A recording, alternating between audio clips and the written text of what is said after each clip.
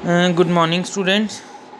Next topic is of economic biology is pearl culture. Pearl, you know very well, and it is we call it in Punjabi it is मोती. ठीक है बेटा, you know पता ही होगा आपको मोती के बारे में। तो एक ये हमारा एक तरह से for the kind of jewellery और फॉर अदर डेकोरेटिव पर्पसेस के लिए हम यूज़ करते हैं। ये एक हार्ड होता है, लस्ट्रस होता है। तो बेटा how is it is produced, तो जो इसकी प्रोडक्शन है it is with the help of marine molluscus.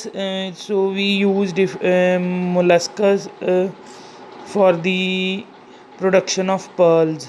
तो हमने अगर मोतियों की प्रोडक्शन करनी है तो हम क्या करते हैं, रेयरिंग करते हैं डिफरेंट म्यूसल्स की। तो उसके बीच में हम पढ़ेंगे, इसके बीच में हम पर्ल प्रोडक्शन मोलस्कस पढ़ेंगे। पर्ल प्रोडक्शन के लिए कौन सा मोलस्का यूज़ होता है, ठीक है। स्टेप इन कल्चरिंग, हम कैसे कल्चरिंग में हमने क्या क्या करना है। सबसे पहले बेटे तो पहले तो कलेक्शन ऑयस्टर्स की कलेक्शन करनी है, ठीक है। ऑयस्टर क्या है हमारे पास, नंबर ऑफ मोलस्कस। तो जो बाई वॉल्व मतलब ऐसे दो तरह से उनकी ओपनिंग होती है। तो जो हमारे नंबर ऑफ मोलस्कस हैं उनको हम ऑयस्टर्स बोल देते हैं। तो हम ऑयस्टर्स को कलेक्ट करेंगे, फिर ऑयस्टर्स की रेयरिंग करेंगे, उनको पालेंगे, ठीक है, उनका पोषण करेंगे। फिर जब वो एडल्ट बन जाएंगे फिर हम उनके बीच में एक न्यूक्लियस की इंसर्शन करेंगे। जो न्यूक्लियस की इंसर्शन के बाद धीरे धीरे हमारे पास 3 to 5 ईयर्स, आफ्टर 5 ईयर्स हमारे पास पर्ल्स की प्रोडक्शन होगी। फिर हम उसको हार्वेस्ट करेंगे और नेक्स्ट लास्ट होगा composition of pearl. So let's start with the introduction. Pearls are unique as the only gems produced by a living organism. कहते हैं पर्ल मोती क्या होती है, एक रत्न होता है जो कौन प्रोड्यूस करता है, लिविंग ऑर्गेनिज्म करता है, ठीक है। तो तो structure secreted by mental of pearl oyster. बेटा हमारा कौन सा जो ऑयस्टर है जो पर्ल प्रोड्यूस करता है उसका बेटा एक इंटरनल बॉडी पार्ट होता है जिसको हम मेंटल बोलते हैं। मेंटल एक स्ट्रक्चर एक्सक्रीट करता है, कब करता है, जो बाद में क्या बन जाता है, पर्ल बन जाता है। कब करता है प्रोड्यूस, जब उसको इरिटेशन होती है, बाहर से कोई फॉरेन पार्टिकल उस पर अटैक करता है, जो उसको कोई ना कोई स्टिमुलाई मिलता है एक्सटर्नल साइड से, तो वो हमारा जो मेंटल है वो एक तरह से स्क्रीट करता है। तो वो स्ट्रक्चर स्क्रीशन के बाद एक कौन सी शेप ले लेती है, पर्ल की शेप ले लेती है। तो define cultivation of pearls under controlled conditions in an oyster placed in a sea bed for some years. तो बेटा हम क्या करते हैं, हम पर्ल्स की कल्टीवेशन करते हैं आर्टिफिशियली अंडर कंट्रोल कंडीशंस। तो हम उसमें ऑयस्टर को कहाँ रखते हैं, सी में, समुंदर में कुछ सालों के लिए। तो हमारे पर्ल प्रोड्यूसिंग ऑर्गेनिज्म कौन कौन से हैं जो मोती प्रोड्यूस करते हैं, कौन कौन से मोलस्कस हैं हमारे, कुछ मेराइन है और कुछ फ्रेश वाटर हैं, कुछ समुद्री हैं कुछ फ्रेश वाटर हैं, ठीक है। तो उसका जीनस कौन सा है, पिनकैडा, वुलगुलरिस पिनकैडा फ्यूकेटा, then पिनकैडा कैमनिटिजी, मार्गाटिफिरा, एनमोमीडियाज, एट्रोपर्पिया, Heliotis and Mytilus, and last one is the Plucana placenta are the marine molluscus, and Placuna maxima and Margitifera freshwater mussels. So these are the organisms which produce pearls. So if we're talking about pearl oyster, its taxonomy: kingdom Animalia, phylum Mollusca, class Bivalvia, order Petroidea, family Petridae, and genus Pinctada family. Here is the structure of pearl oyster. अगर हम oyster को खोल के देखें, उसका एक part को remove करें, इंटरनल स्ट्रक्चर जो है उसकी ये है। तो जो हम मोस्टली हमारा यूज़ होता है कल्चरिंग में आर्टिफिशियली, वो कौन सा है, पिनकैडा मैक्सिमा, सिल्वर लिप ऑयस्टर बोलते हैं हम इसको बेटा। इसके सबसे पहले आउटर ब्राउनिश शेल होती है, उसके बाद बेटा हमारे पास वाइटिश मदर ऑफ पर्ल जिसको हम बोलते हैं नेक्रे। नेक्रे बेटा, नेक्रे ही आगे जाके ना इकट्ठा हो के उसकी नंबर ऑफ शेल्स हम आगे पढ़ेंगे, नंबर ऑफ कोसेंट्रिक ऐसे सर्कल बन के मटेरियल वो क्या बन जाता है, पर्ल बन जाता है। इसी वजह से नेक्रे को हम क्या बोल देते हैं, मदर ऑफ पर्ल। उसके अंदर हमारे पास ये ब्राउनिश मेंटल है। मेंटल क्या करता है, हमारी ये सिक्रीशन करता है स्ट्रक्चर की, जिससे हमारी क्या होती है, पर्ल की फॉर्मेशन। देन एनस है, you know it very well, anus is the excretory part.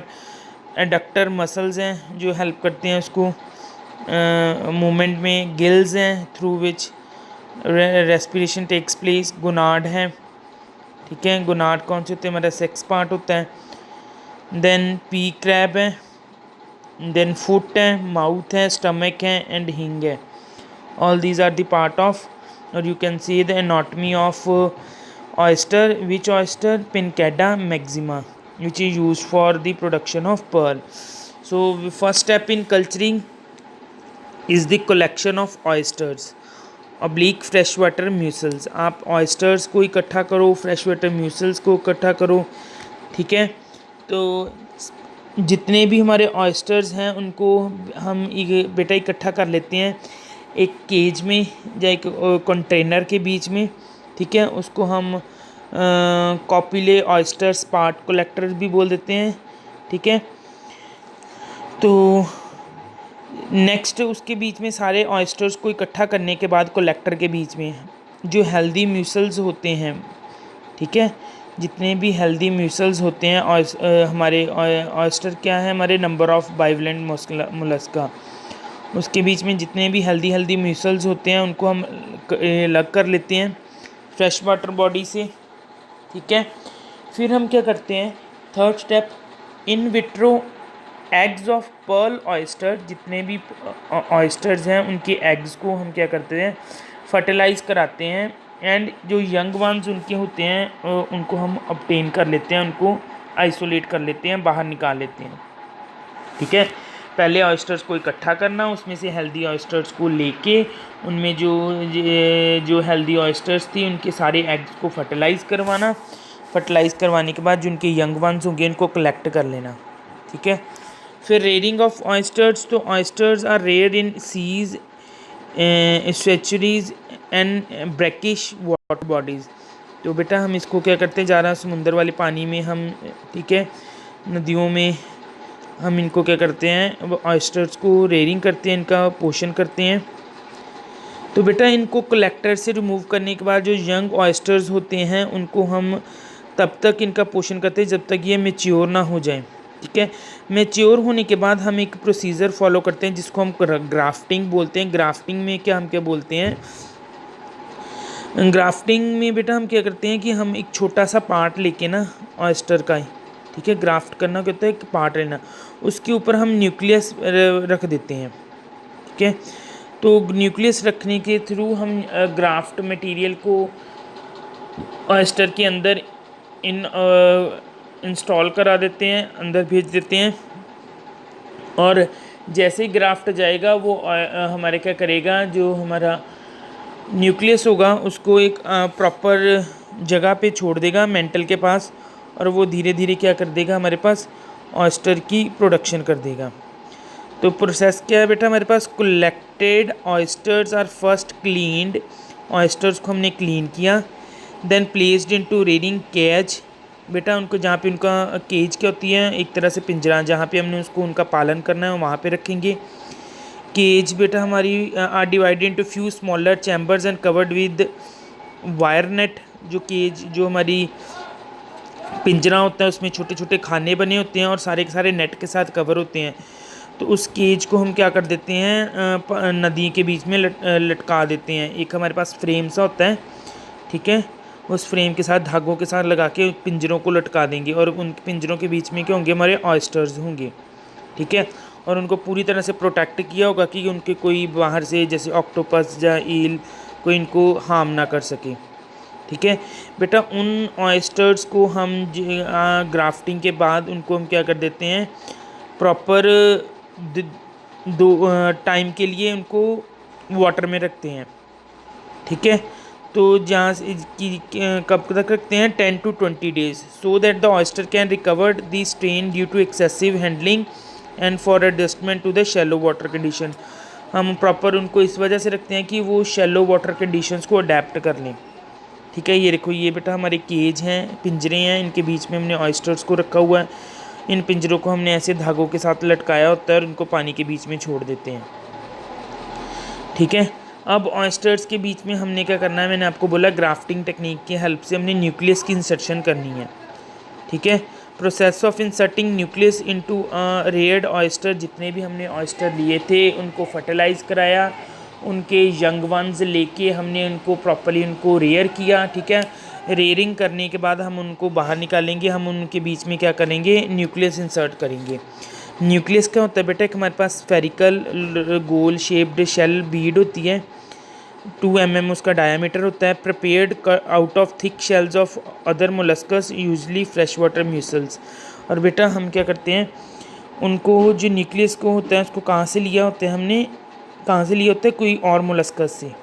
ठीक है, तो should be will be white to creamy without calcium carbonate. बेटा उसका कलर कैसा होता है, न्यूक्लियस का क्रीमी होता है। बेटा जो न्यूक्लियस हमने दूसरे म्यूसल से लिया है उसको हम एक ग्राफ्ट टिश्यू लेंगे, उसके ऊपर रखेंगे। ठीक है, और उनको क्या करेंगे, the piece of tissue cut from the mantle of the another oyster, हम दूसरे मेंटल के से वो ग्राफ्ट टिश्यू लेंगे। बेटा पंजाबी च जे कहिए ਅਸੀਂ दूसरे ऑयस्टर ਦੇ ਮੈਂਟਲ ਦਾ ਇੱਕ ਛੋਟਾ ਜਿਹਾ ਮਾਸ ਦੀ ਟੁਕੜੀ ਲੈਣੀ, ਉਹਦੇ ਉੱਤੇ ਨਿਊਕਲੀਅਸ ਰੱਖ ਦੇਣਾ। ਠੀਕ ਹੈ, ਉਹ ਮਾਸ ਦੀ ਟੁਕੜੀ ਉੱਤੇ ਨਿਊਕਲੀਅਸ ਰੱਖ ਕੇ ਅਸੀਂ ਕੀ ਕਰ ਦੇਣਾ, ਉਹਨੂੰ ਰੀਪਰੋਡਕਟਿਵ ਆਰਗਨ ਦੇ ਵਿੱਚ ਰੱਖ ਦੇਣਾ, ਦੂਸਰੇ ਮਿਊਸਲ ਦੇ ਵਿੱਚ, ऑयस्टर ਦੇ ਵਿੱਚ। ਠੀਕ ਹੈ, ਅਤੇ ਇਹਦੇ ਨਾਲ ਕੀ ਹੋਏਗਾ, ਸਾਡੇ ਕੋਲ ਉਹ ਪ੍ਰੋਪਰਲੀ ਜਿਹੜਾ ਨਿਊਕਲੀਅਸ ਹੋਏਗਾ ਉਹ ਮੈਂਟਲ 'ਤੇ ਪਹੁੰਚ ਜਾਏਗਾ। ठीक है, और shells are closed, whole operation should not go beyond.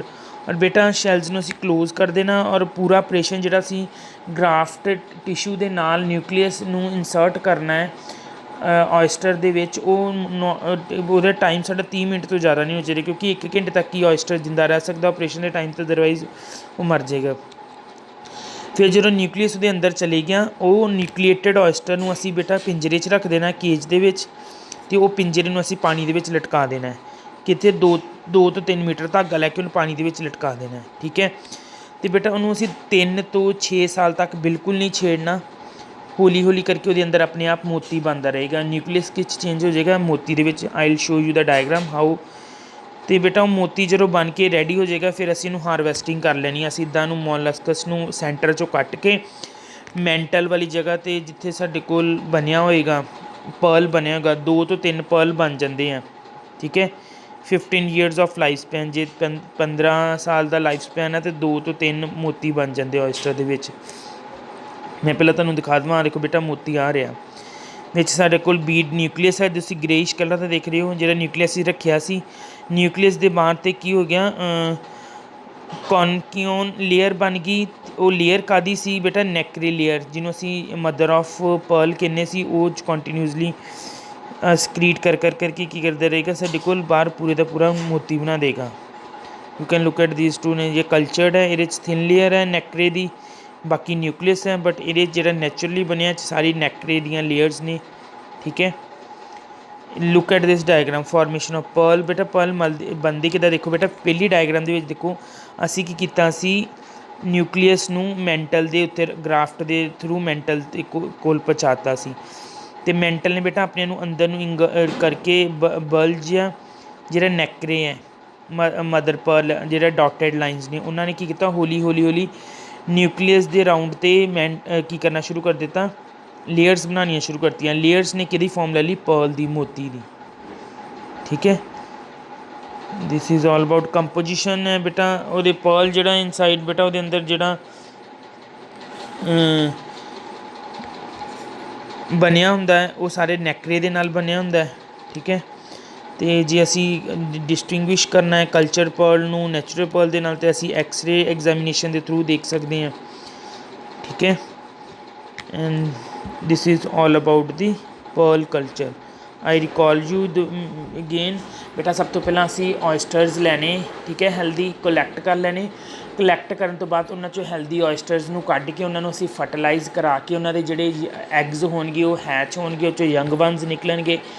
Young ones ਨੂੰ ਅਸੀਂ ਪ੍ਰੋਪਰਲੀ ਆਪਣੀ ਨਿਗਰਾਨੀ 'ਚ ਰੱਖ ਕੇ ਉਹਨਾਂ ਨੂੰ ਕੀ ਕਰਨਾ ਹੈ, 10 ਤੋਂ ਪ੍ਰੋਪਰਲੀ ਉਹਨਾਂ ਦਾ ਪੋਸ਼ਣ ਕਰਨਾ ਹੈ। ਫਿਰ ਅਸੀਂ ਉਹਨਾਂ ਨੂੰ 10 ਤੋਂ 20 ਦਿਨ ਲਈ ਸਮੁੰਦਰ ਵਾਲੇ ਪਾਣੀ 'ਚ ਪਿੰਜਰਿਆਂ 'ਚ ਪਾ ਕੇ ਲਟਕਾ ਦੇਣਾ ਕਿ ਉਸ ਪਾਣੀ ਨੂੰ ਅਡੈਪਟ ਕਰ ਲੈਣ, ਠੀਕ ਹੈ। ਅਡੈਪਟ ਕਰਨ ਤੋਂ ਬਾਅਦ ਅਸੀਂ ਉਹਨੂੰ ਬਾਹਰ ਕੱਢਣਾ ਹੈ। ਬਾਹਰ ਕੱਢਣ ਤੋਂ ਬਾਅਦ ਅਸੀਂ ਗ੍ਰਾਫਟਿੰਗ ਟੈਕਨੀਕ ਦੇ ਨਾਲ ਉਹਨਾਂ 'ਚ ਨਿਊਕਲੀਅਸ ਇੰਸਰਟ ਕਰ ਦੇਣਾ ਹੈ, ਠੀਕ ਹੈ, ਰੀਪਰੋਡਕਟਿਵ ਪਾਰਟ ਦੇ ਥਰੂ। ਅਤੇ ਮੈਂਟਲ ਦੇ ਪਾਰਟ 'ਤੇ ਜਾ ਕੇ ਹੌਲੀ ਹੌਲੀ ਉਹਨਾਂ ਦੇ ਸਾਈਡ 'ਤੇ ਨੈਕਰੇ ਸਕਰੀਟ ਹੁੰਦਾ ਰਹੇਗਾ ਔਰ ਉਹ ਕੀ ਦੀ ਸ਼ੇਪ ਲੈ ਲਏਗਾ, ਮੋਤੀ ਦੀ। ਔਰ ਮੋਤੀ ਬਣਨ ਤੋਂ ਬਾਅਦ ਅਸੀਂ ਇਹਨੂੰ ਹਾਰਵੈਸਟ ਕਰਨਾ ਹੈ। This is all about pearl culture.